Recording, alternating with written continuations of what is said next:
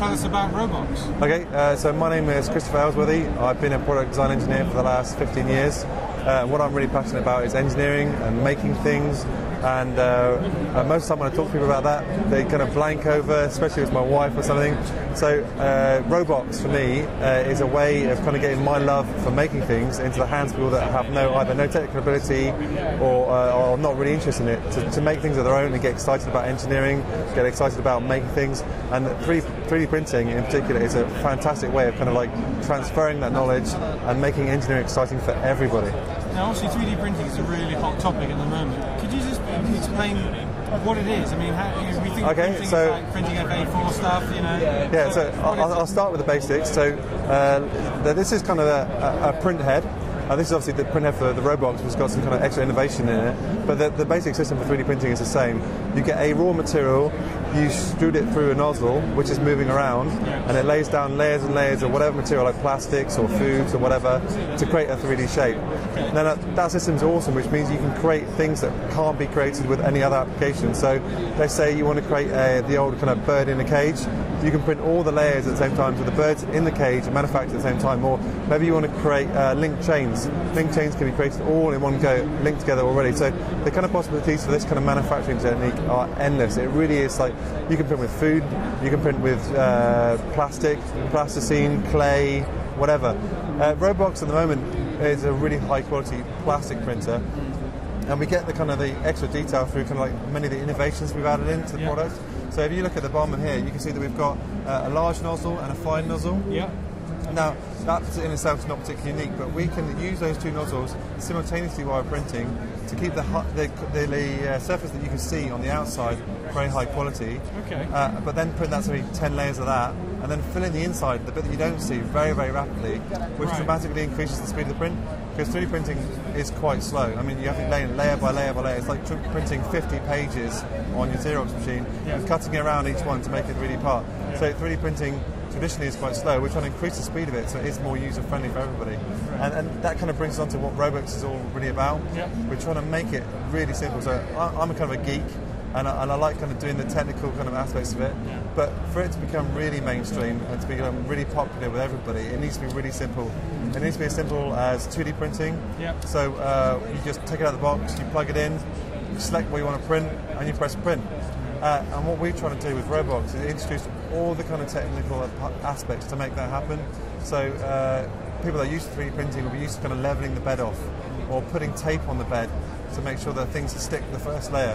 And what we've done with Robox is make all that kind of automated. So we've got this super cool PEI bed, which means the plastic sticks to it without any problems. The bed leveling is done automatically. We go around and probe the bed, find out where the bed is, and change the mechanism so that it prints the first layer really flat.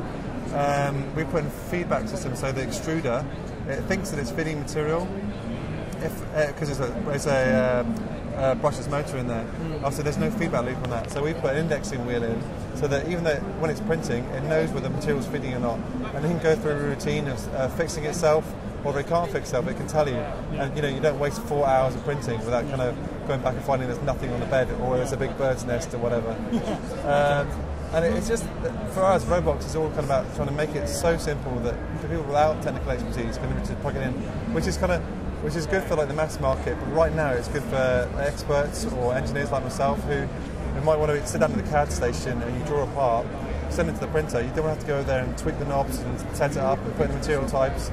You want the print to do that so you can get on to the next thing, and that's where 3D printing can really happen. And that's why we chose this kind of like smaller form factor, so that it really is a desktop printer. We want it to be next to the engineer or next to the school child or whatever. So when they print something, it comes out great. They start another print, and it can do like all those kind of things really quickly right next to you. Which kind of brings me on to another interchangeable part of Robox. You can see that the head is quite a modular system. You can literally take that out of Robox and put on a different type of head. So maybe you want a micro mill to do a mill like board, or maybe you want a paper cutter, or maybe you want a 2D printer that can print on an uneven surface. So maybe it can, I don't know, print like food safe ink onto the top of a cake which is uneven. So once you've got this kind of 3D system on your desktop, the applications are really endless. So how do you start? I mean, how do you go from, how do you make a chess piece like that? What's the process? So this one was downloaded from like a content site. You just select which part you want from the internet, put it into the software system, and just press print. So it's just a regular 3D image? Yeah, so this one, most of the file type you've taken is an STL file. You just load it, you manipulate it on the screen, put it on the bed where you want it to go, and just press print. And most 3D applications can create the kind of content like this, an STL file ready to print. Now, I was talking, I went to an Intel briefing earlier in the week, and one of the things that they mentioned was being able to print food. I mean, you touched on it earlier in what you were saying. How far away are we from printable food, if we are far away at all? If I'm honest, I think printable food is a bit of a gimmick at the moment, because you can, of course, you can put anything into a paste and extrude it like a glue gun and make something. But if you think about the kind of connotations of that, you've got to have like loads of, let's say we're trying to print a burger or whatever. Yeah. You've got to have a paste which makes a bun, you've got to have a paste that makes the cheese, you've got to have a paste that makes the meat. And it's not exactly one. Food for everyone is about texture, it's not about shape. Yeah. For me, 3D printing is about shape and the material you're using. Yeah. So although you can print with food, it's definitely possible, and there's some people out here doing it right now. I don't think it's the best application for 3D printing. Right, okay. And what about things like printing internal organs? Yeah, no, that is a really cool application, and you can see how that really helps. So, like printing from a structure for stem cells to go onto, to bond to start growing things is a fantastic use of a technique that cannot be done with anything else. Yeah, so like that. But do you think, as a society, we are ready ethically to say, you know, say you go into hospital and they say, I'm sorry, you've got a kidney failure, but we're going to print you a kidney that's matched to your DNA. Do you think people are ready for that? I don't think there's any problem with that at all. I mean, personally, I think that you go in there and you need to be fixed, and there's the best way of fixing it. They can do a custom kidney for you that's going to fit your body. That can only be positive in my eyes. I mean, it's not like you're asking for donations or anything. We can literally grow these things from nothing and put it inside you. It's a fantastic application. So where is 3D printing going to go next? Do you think, are we about to hit the mainstream, do you think, with it? If I'm honest, no. We've designed a Robox for that market. We want it to go into everybody's home. But there's a huge amount of education that goes on now to tell people what they want to print. Yeah. So people come up to me, and adults mostly go, so right, great, what do I print? And you say, yeah, you can print anything you want. It's like, you literally print anything. Yeah. It doesn't help them. No. They still don't go, but what? Yeah. But it's like, if you put this into the hands of a child and say to a child, you can print anything you want, it's like his imagination goes absolutely wild. It's like, so I can print Lego with a different shaped product, yeah, no problem. I can print chocolate, yeah, you can print chocolate, that's no problem. And then their imagination just gets this technology. If you put this into the hands of a young person that can use it, it's going to be, the possibilities are going to be endless. It really will be. So, I mean, you're saying people can have these in their houses. I mean, is this something that we can buy now? Yes and no. We've just finished our Kickstarter campaign, which is a crowdfunding website, to pay for some of the development of the product. But more importantly, we've now gathered a beta team who are maybe a bit more technical able than our end users, who will feed back all the information we need to make sure the system is really smooth. Now, we can test it as much as we like in the office, but the problem is we all know how to use technical parts of the printer. What we need to do is get a beta team together, which is probably not quite as used to 3D printing, get them to test it, see how they're going to use it, so we can feed back all that information back into the development of Robox and make it happen. So we are shipping the product to our beta test team at the end of this month, and in March we should be shipping the product to everybody. Okay. Going back to the previous thing about people don't know what to use it for, do you think we haven't quite got that killer app, that killer usage for 3D printing quite yet?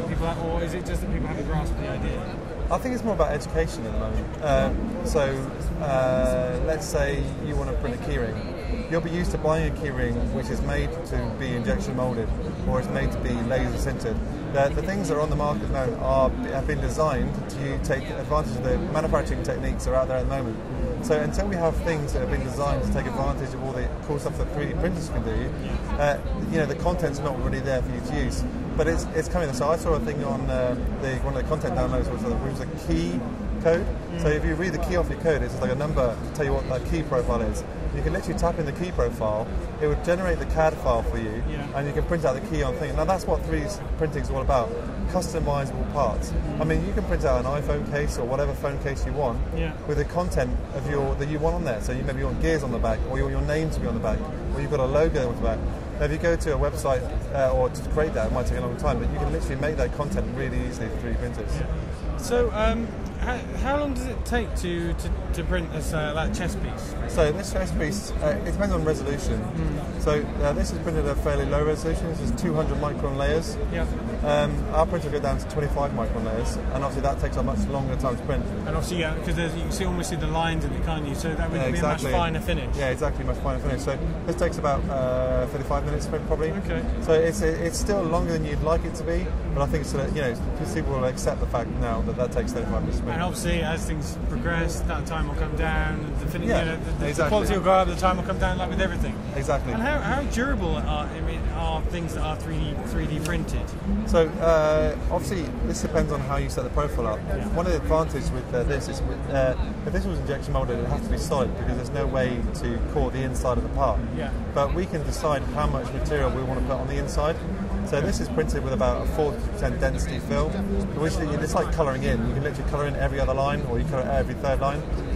So it can be pretty strong. I think the maximum strength of a part like this can be about 80% of the injection molded part. So it's really usable. Yeah. It's a technology that can give you usable parts. So you can make it heavier, you can make it lighter, depending on what you want to do. Exactly, or you can use different materials. So this is printed in ABS, or you can print in nylon, which is stronger, or polycarbonate, which is stronger still, or PLA.